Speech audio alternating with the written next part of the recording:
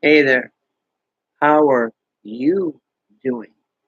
I know you're saying to yourself, man, it's either late at night or it's early in the morning, and you're going to say, you're still awake? Yeah, normal for me. But here's another thing you're probably thinking, it's summertime, so why are we doing this? Because I like to learn. That's why. And I figured if you happen to be awake, if not, whatever, you can at least get a kick out of watching one of these. What are we going to talk about today? How about this book? Yeah, it's a book I got years ago. It was actually a best selling book. Now, watch what it says here. The name of the book is How to Win Friends and Influence People. Now, you might say, is that a story? No, it's about a guy who thought he had an idea. See what anybody says. Okay. It's about a guy who had an idea about how to win friends and influence people. Give you a little hint. I know you're not going to believe this, but years ago, I talked too much. Don't laugh. I know you think I talk too much now, but the point is this. I used to really talk way too much. I'd go up to somebody and say, Hi, Lou, how are you? And then I'd proceed to tell Lou how I was doing. Yeah, that's the way I was. Well, how to win friends and influence people gives you the idea of how to win friends and influence people, or how to have a good relationship. Let's look what a couple of chapters say here, real quick. Now, it goes here, the first chapter words I'm looking at right now, people, so bear with me. The first chapter is right here, and it's called How This Book Was Written and Why. That's on page 15. That's by Dale Carnegie, because Dale Carnegie is the one that wrote the book. Well, let's skip on a little further. He's explaining why he wrote the book, but what you really want to know is why the book is really written. So let's look here. It says 9 suggestions to get the most out of this book. In other words, how to really gain something from it. Okay, you can follow the suggestions and try to do your best with the book. But let's go ahead and turn a little further, and you're going to find it saying says here, part one, fundamental techniques in handling people. How to handle people in the right way. Now watch what it says here, chapter one. If you want to gather honey, don't kick over the beehive. Hmm, sounds cute, right? Let me read the first paragraph.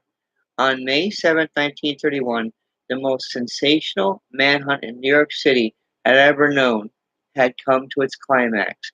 After weeks of search, Two Gun Crowley, the killer, the gunman who didn't smoke or drink, was at bay, trapped in his sweetheart's apartment on the West End Avenue. 150, get that, 150 150. Oh, I got some people saying hello. Okay, let me go ahead and say hi back real quick so you don't think I'm ignoring all of you.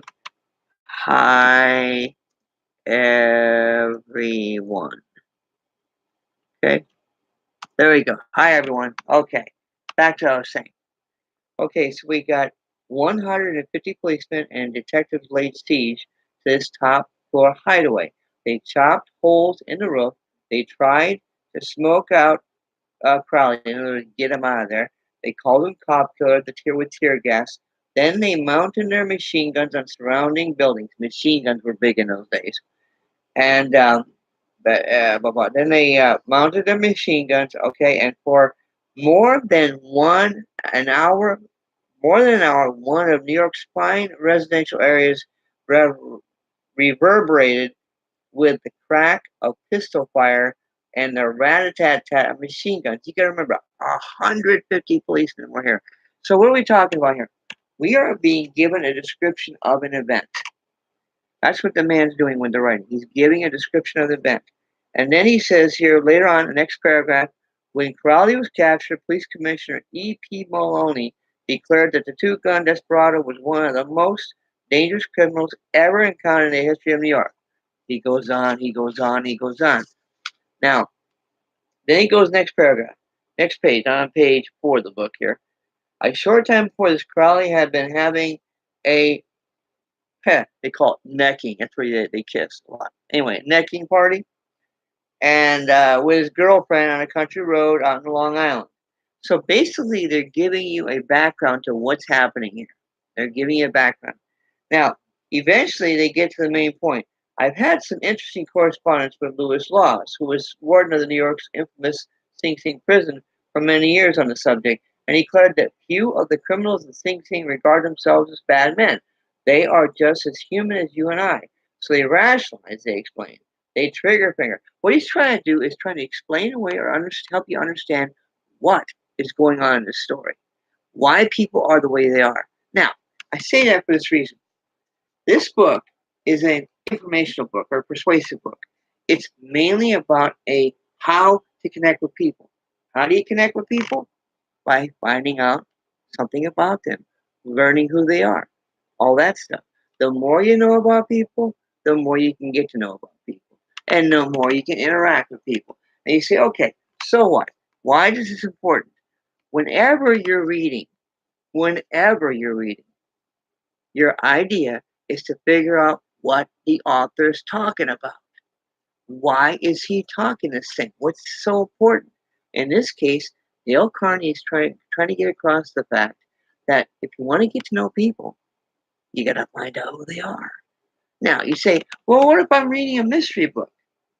If you're reading a mystery book, try to figure out who done it. If you're reading a comedy, try to find out why it's so funny.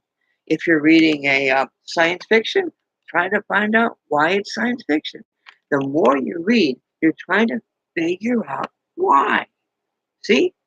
Anyway, as I was saying, I get a bunch of people telling me, why am I awake? Because I like to be. I don't know real ones what that means. Hi everyone. I said, hey, what's up? Okay, hi. What are you reading? I'm reading How to Win Friends and Influence People. And okay, I told you how to win friends and influence people. As I was trying to say, the purpose is to get you guys motivated to want to read. Now, you can pick any book. I say a decent book. You can pick any book. But if you dig into it and look at the chapter titles, look at the title, say, okay, what's this book about? What are they trying to tell me? Why am I interested in this book? Am I interested in this book? The more you try to figure it out, the more reading will be an interesting experience. Ah, you see what I'm saying? It's so good to see everybody show up. I appreciate it. And by the way, I hope you're having a great start to your summer. Do me a favor. Don't be up so late. I'm kidding, of course. I stay up late anyway. If you want to pop in anytime, feel free to. You have a great day, and I know I'll talk to you again soon. Thanks for joining me. Later. Have a good night.